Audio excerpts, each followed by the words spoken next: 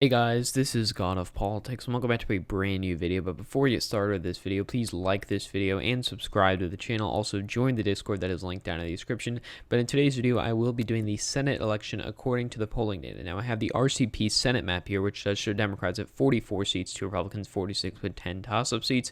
And I have filled in the YAPMS map with all of these seats with no polling data, which gives the Democrats 41 seats and the Republicans 40 seats. So I'll just go through each one of these states, seeing how it predicts the Democratic or Republican candidate from winning based on the polling data. Now, we will first go from east to west, so I will start off with the state of Maine. Now, Maine, the polling data does show Sarah Gideon up by 4.5 percentage points, which would constitute it as a lean margin of victory for Sarah Gideon, the challenger to Susan Collins, which is probably more than I would expect it to be, but that is what the polling data shows. We're basing it entirely off that. In terms of the polling data for the New Hampshire Senate, we've only had one polling service that's done multiple polls over the past couple of months. It does show Jeanne Shaheen up by a safe margin there. If we want to go to the next state, which is the state of New Jersey, we have Cory Booker running for re-election. There is one poll from Monmouth that does show Cory Booker up by 23 percentage points, which is kind of what you'd expect. So that will be constituted as a safe margin. Going down to the next state, which is the state of North Carolina. North Carolina, the polling data does show Cal Cunningham up by 3.5 percentage points. It actually at one point showed him up by 10 percentage points, but that's including some of this bad polling data like Change Research showing him up by 10, PVP showing him up by 8, but he is up now by 3.5 percentage points, which would put that at a lean margin of victory for Cal Cunningham. In the state of North Carolina would be a flip for Democrats, along with the state of Maine that has already been a flip. South Carolina, we do have the polling data which does show Lindsey Graham up by 8 percentage points, which would put it at a likely margin, probably what I would put the result at as well. The next state, we have two Senate elections from Georgia. The first one, the non-special election, shows David Perdue up 4 percentage points. I'd probably say it goes by around 3 percentage points, but I could see 4 percentage points. So that is a lean Republican state. And then the special election, this is getting kind of complex here. It does show Loeffler up by 4.3.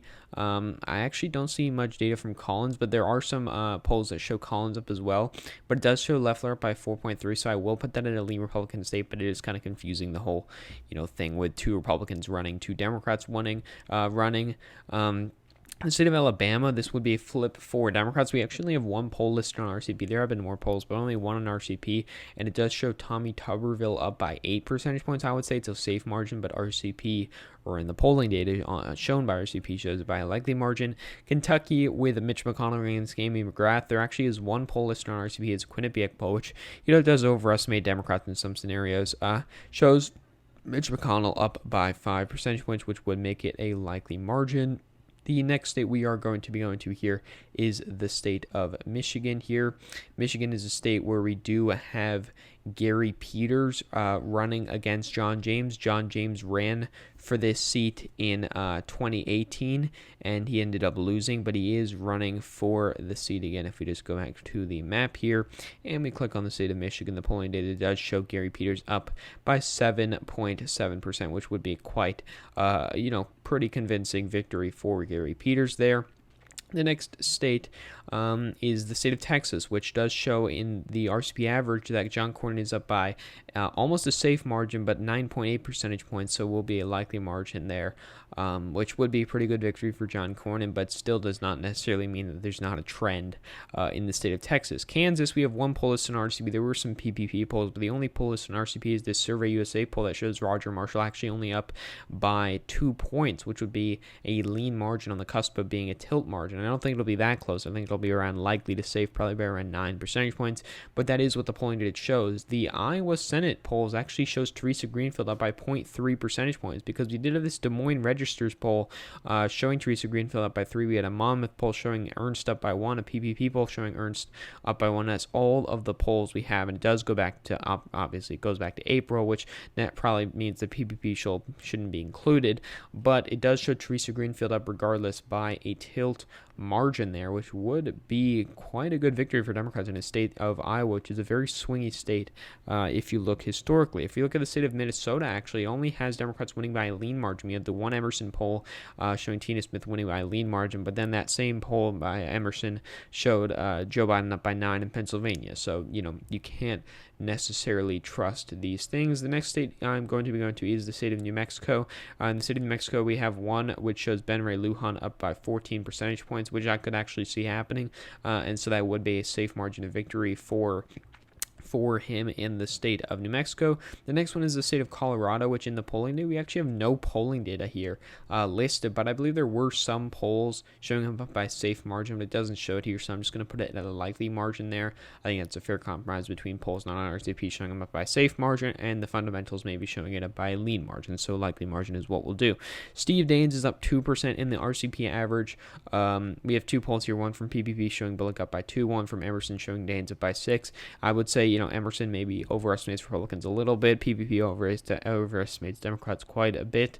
And so I'd say Daines is probably up by around 2 percentage points. That's probably a little bit accurate. It's probably accurate there, which makes Montana a lean Republican state there. And then we have two more states. First is the state of Arizona, which in the polling data does show Mark Kelly up by 7.4 percentage points. He peaked at around 7.8 percentage points. He actually was up by 11 points at one point, but we have more polling data now.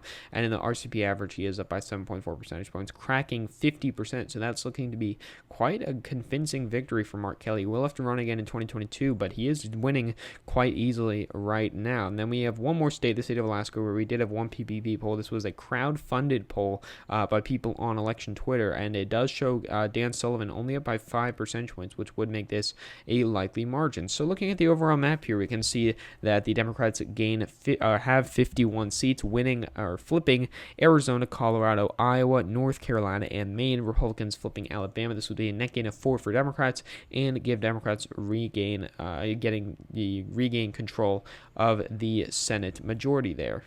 This is a map that I could see. I think some states are kind of off. I think Alabama's safe, Kentucky's safe, Kansas is probably safe.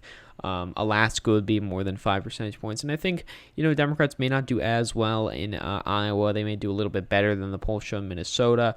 And so, that is quite interesting to see these results. But this, the polls might necessarily not be that off this time. And yeah, that is what the polling data shows. So thank you all for watching this video. Please like this video and subscribe to the channel. Also join the Discord that is linked down in the description. So again, guys, thank you all for watching this video, and I will see you guys later.